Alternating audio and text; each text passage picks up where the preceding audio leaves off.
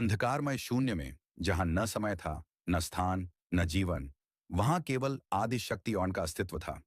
वह स्वयं में पूर्ण थी, सृजन और विनाश की शक्ति का स्रोत।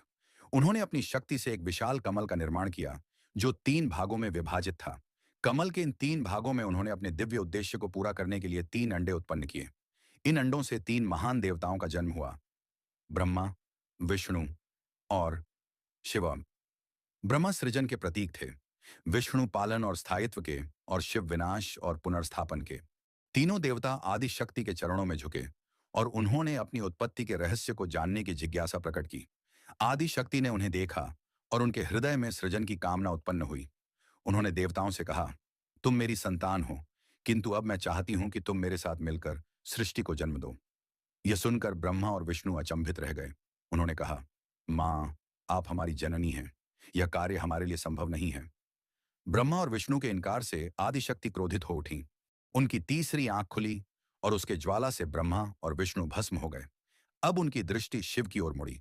शिव ने शांत और धैर्यपूर्ण स्वर में कहा, हे मां, यदि आप चाहती हैं कि मैं यह कार्य करूं, तो मुझे आपकी तीसरी आंख चाहिए। आदि शक्ति ने सहमति दी और अपनी तीसरी आंख शिव को सौंप दी। शिव ने उस तीसरी आंख की शक्ति का प्रयोग किया और स्वयं आदि शक्ति को भस्म कर दिया। इसके बाद उन्होंने अपनी शक्ति से ब्रह्मा और विष्णु को पुनर्जीवित किया।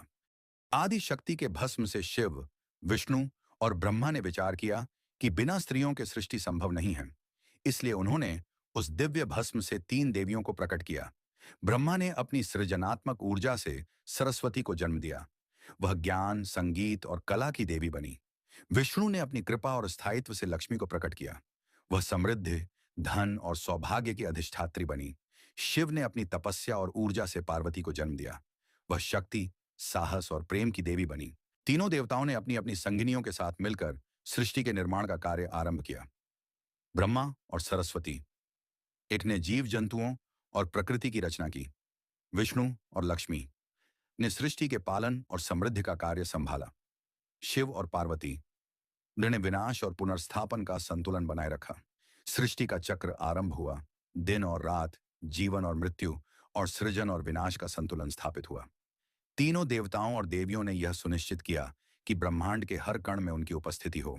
संदेश इस कथा ने यह सिखाया कि सृष्टि में हर शक्ति का स्थान है। आदि शक्ति का बलिदान और देवताओं का सामूहिक प्रयास यह दर्शाता है कि सृष्टि की संरचना तभी संभव है जब सभी शक्तियां एक साथ मिलकर कार्य करें।